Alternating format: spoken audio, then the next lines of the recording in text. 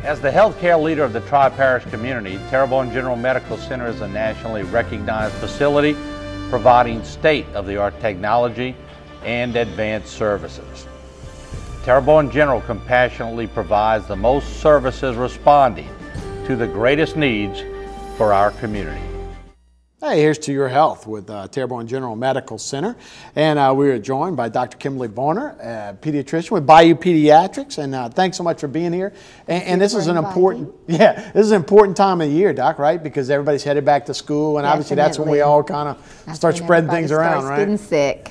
So that's a heck of a job, though, huh? When you talk about immunizations and things like that.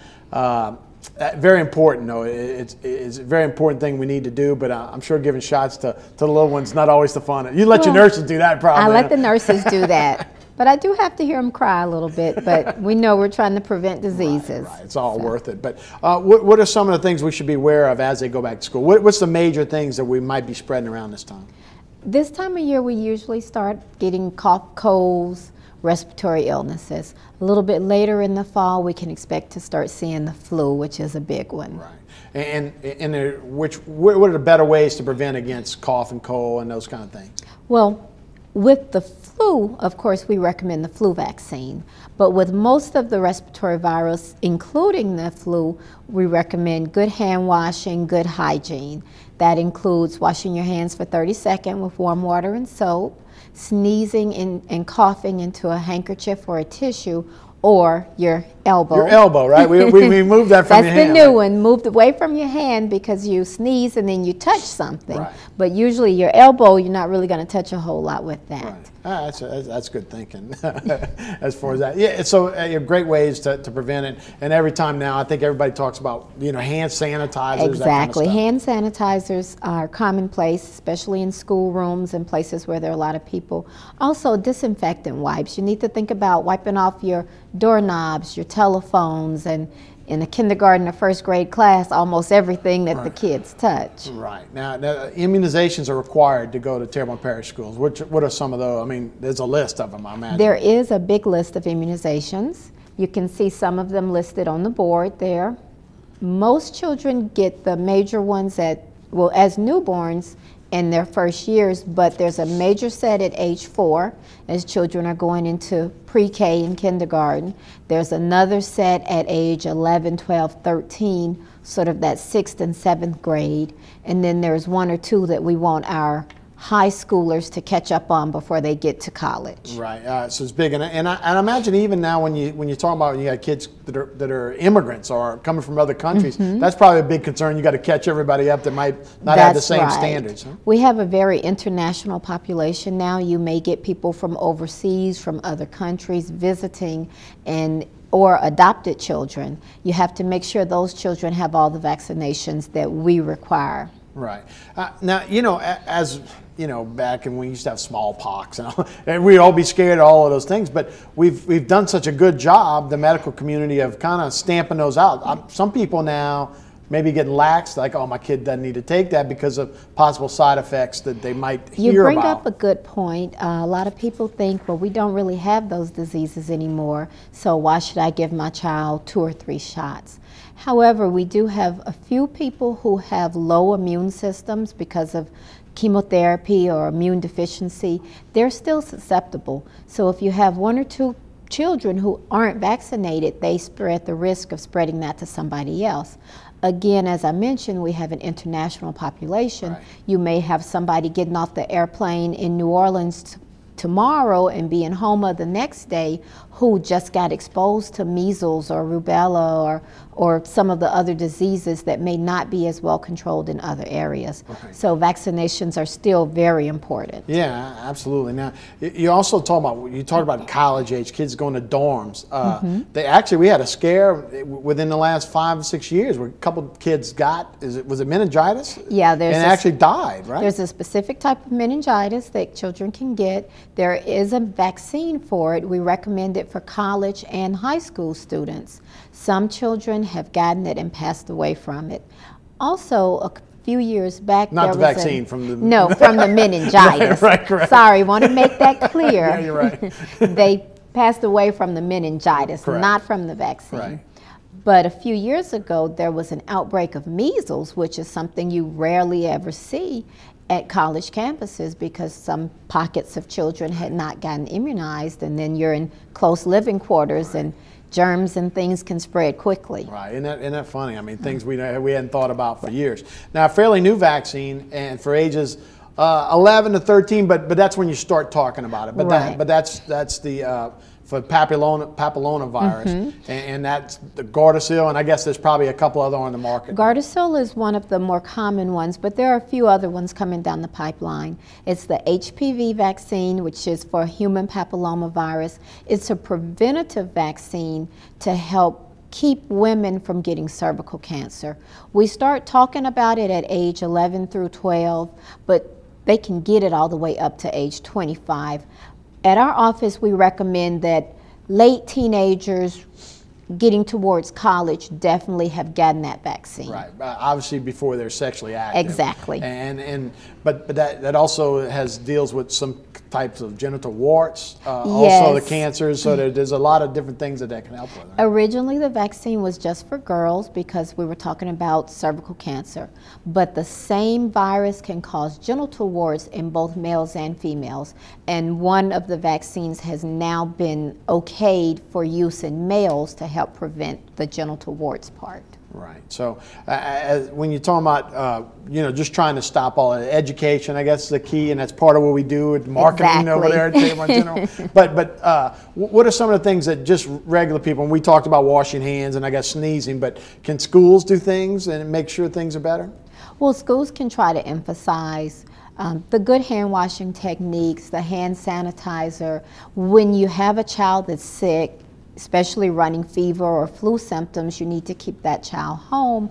A lot of parents want their child to get back to school quickly, but if your child is sick, they need to stay home. Don't share food or drinks. Don't share food I'd have been in trouble drinks. back in the day. And for younger kids, that's especially hard because young kids pass everything around. Along with those toys, they're passing germs. There had been some discussion, and when you talk about alcohol-based hand sanitizers and stuff, I guess it's better to be safe than sorry. But there had been some that think, well, no, that's good bacteria. But is there any such thing as good bacteria to build an immune system to? There are good bacteria. Most of those are actually contained inside your body in your digestive tract. Most of the bacteria that you're getting from coughing and sneezing, and I hate to say it, but snot, those are not the good bacteria, and I don't mind you trying to get rid of those. Right. So, but there's no immunity that you build up over time from eating dirt or whatever. And I'm joking, but you know how people have said that. I'm sure you've heard it 1,000 times. Sometimes if your child just has a cold, he needs to rest with fluids and orange juice and it'll gradually go away. If antibiotics are overused, that can cause problems with bacteria becoming stronger than the antibiotics that we use. Well, that's also a recent development, I guess, not so recent, but in medicine and what you do. Everybody calls in, hey, just call me in an antibiotic and I'm going to go get it and my kid's going to be all right. You have to fight that sometimes. We do have to fight that tendency. Right? We don't have a problem with seeing your child, but if your doctor or practitioner tells you it's just a viral illness, it's going to run its course, then accept that. Of course, if your child gets a little worse, you get back in contact with your doctor. But every cough, cold, and sniffle does not need antibiotics. Right, and I think that's what we all wanted, a quick fix. Let's get it done. Let's get it out. Yeah, I understand that too. But well, there's some very good symptomatic treatments to help the runny nose and stuffy nose, but unfortunately, a cold is going to be a cold, and you just got to wait till it's over with. Yeah. So what else is happening in pediatrics now? Is there anything new in development? I mean, like I said, I know that the industry changes all the time with guidelines and stuff. A lot of different guidelines, new vaccines coming out every day, new asthma medicines coming out every day. And that helps. And I guess there's always a pull, like I was saying, like, oh, they just let them drink after one another, they'll be good. But I mean, it used to be you all drank out of the same water faucet. Now everybody has bottled water, and also with washing hands all the time. But I think it's good preventative medicine down the road, right? Right. It's helping out. That especially if you have cough and cold and those cold symptoms. Yeah, very good. Well, Doctor, thank you so much. And I guess this is going to be your busy time of the year, right? I know you're busy all the time, but probably the fall is probably when things start up for you, right? Fall starts up with our children getting school physicals, and around September, October, the respiratory season really kicks in. Yeah, without a doubt. You start getting that as well. Okay, Doc, and well, let's see. What do they want? Fairly new vaccines for ages. Okay, we talked about that. Okay, I'm not exactly sure where we want, but we did have the screen on the immunization breakdowns of what's available, and okay,